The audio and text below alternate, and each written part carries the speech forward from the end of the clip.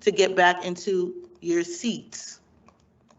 Okay? There is more than one item in the district that goes on every single day with our children and in our schools. So as the public, we should be able to make our public comments on what we would like to and what we desire to, was burning in our spirits about our children in the district, teachers and the like, okay? Because there's a lot of variables. There's a lot of concerns, not just the one item that you decide to put on the agenda, okay? Again, we're the public. We vote for you.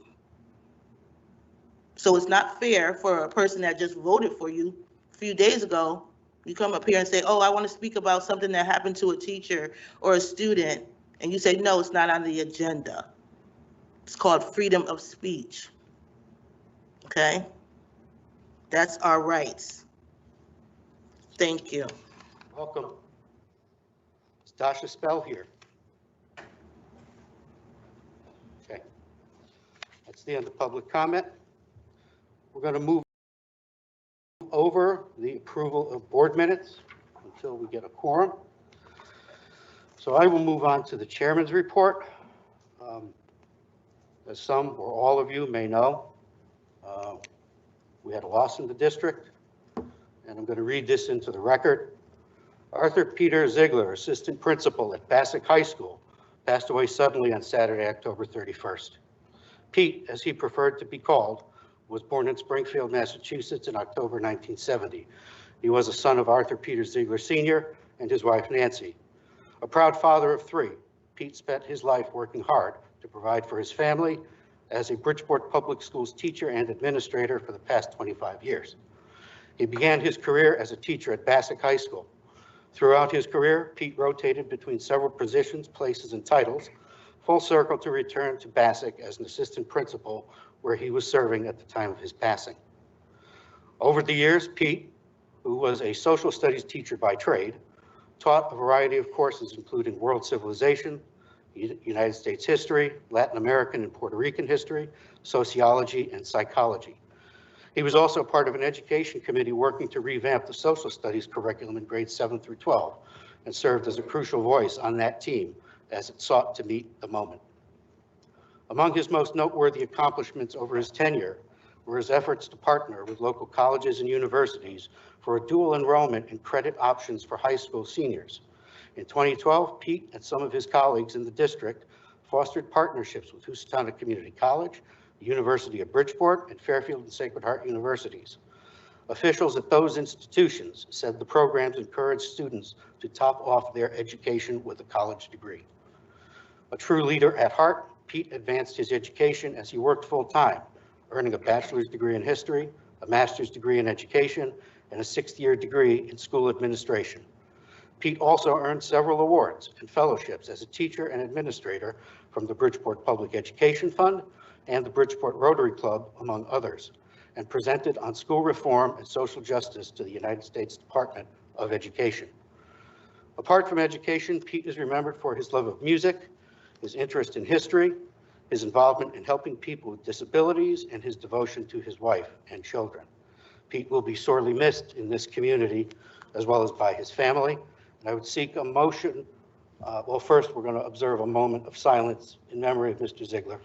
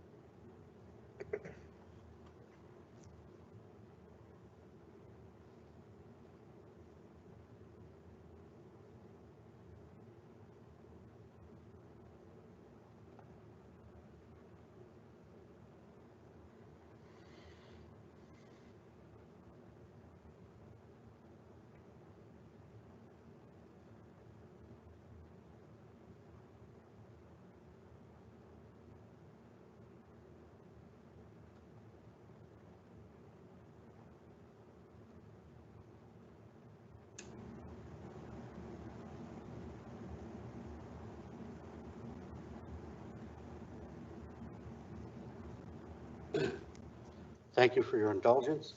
I I'd seek a motion that all district flags be lowered to half-staff for the balance of this week until the close of business on Friday, November 12th.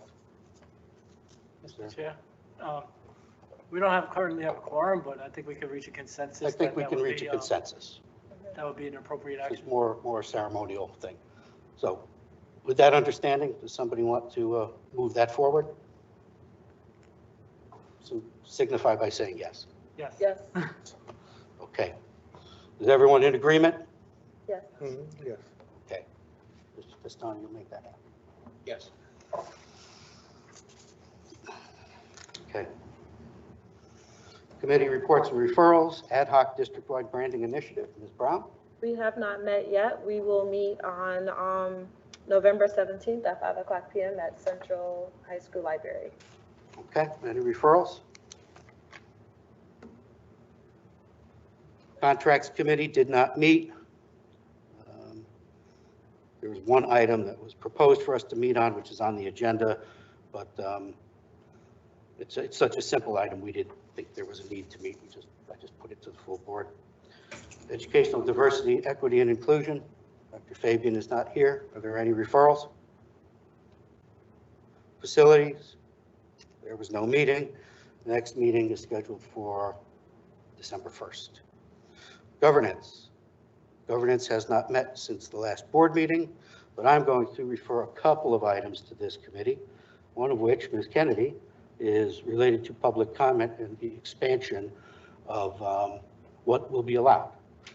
Another one will be discussion relative to reports that student representatives to the board may give and what the confines of those reports will be. Are there any further reports or referrals? Central High School magnet policy. Type. Ready for Can you repeat that? presentation. What did he say? Central High School magnet policy. Okay. Personnel did not meet. Any referrals from personnel? Not at the current time. We do have some interviews that begin tomorrow. And we also have the posting for assistant principal at Bassett High School that was out, unfortunately, today. Okay.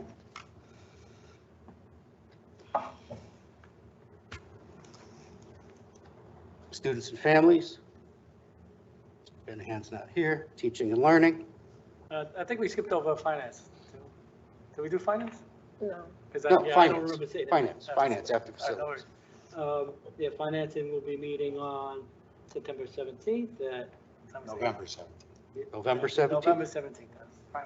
Mhm. November 17th at 6 p.m. Teaching and learning.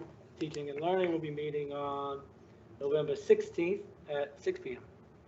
16th, you said? Yeah, Yes. 6 p.m. Okay.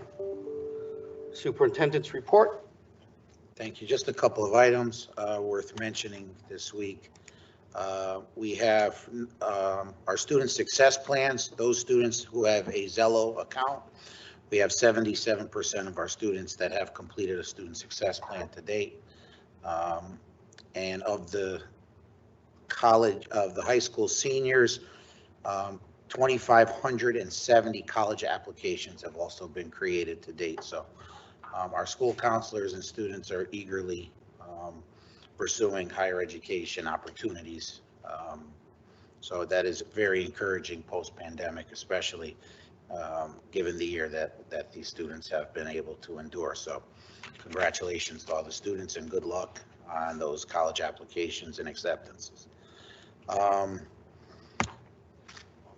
Discovery Interdistrict Magnet School third grade student Gianna Fiola was the Connecticut Elementary Division winner of Congressman Jim Himes' Hispanic Heritage Month essay contest. So congratulations to Gianna for her extraordinary work and her recognition. Tomorrow evening at Harding High School, 5:30 p.m. Please join us as we recognize all the students who participated and submitted artwork that was published in the district calendar this year. Should be a nice event. Great to have everybody back in person. And on Wednesday evening at 6 p.m., Chief Garcia and I will be hosting public forum on safety at Harding High School as well, so. Excuse me, let the record reflect that Ms. Allen has entered the meeting, and we now have a quorum. And the last two things I'd like to recognize, Mr. James Kuhn, PE teacher at Columbus, for completing 35 years of service, and he'll be retiring effective December 23rd. And also Miss Claire Mastromonaco, special education teacher, who gave 23 years of service, who retired effective the 1st of November. Okay. And that is it for the superintendent's report. Any questions for Mr. Testani? Okay. There's no old business to conduct. New business. There's only one item: discussion and possible action regarding contract with RIASAP for learner engagement and attendance program. Who's here to present for that? Ms. Roca Reyes? No, we have Nadir. We have. And Nadir is here. Okay. So I have I the didn't recognize your eyes. It's me. I have the contract. Did you want more information about the LEAP program itself? Okay. If you do, then Ms. Well, Reyes, Roca Reyes will be able to do that for you. Well, it was given to all of us. Do you want to just give a summary of what this is for the general public? If you would like that, yeah. Carly. That's fine.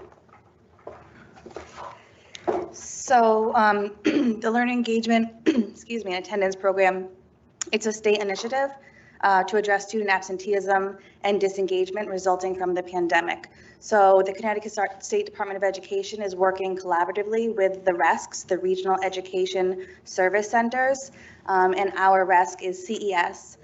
So we developed a budget with the funds, the federal stimulus funds, and the largest component of the LEAP is the home visits. So the Connecticut State Department of Education has been providing training for us to use either a community-based organization or our own staff to conduct home visits. So the home visits will enable officials to address other critical needs that are identified, such as behavioral and mental health services, housing stability, childcare, technology, internet connectivity, transportation, and additional educational support. So we are partnering with RIASAP. So they have a group called Public Allies, and they will be the ones who will be going to the homes to work with the families, build relationship, make connections, determine any barriers that might be the family might be encountering that is affecting the child's student engagement and attendance.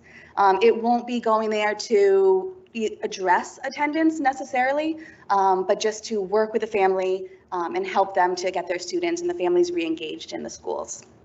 So there's a state form as well as an internal Bridgeport form that the home visitors will be filling out.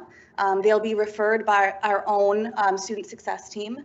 And then that information will get back to the counselors and the student success team so that we can continue to support the family, progress monitor the interventions that have been put into place, and hopefully see improvement in engagement and attendance. Anyone have any questions for Carly? Got questions on the contract itself when we get to it.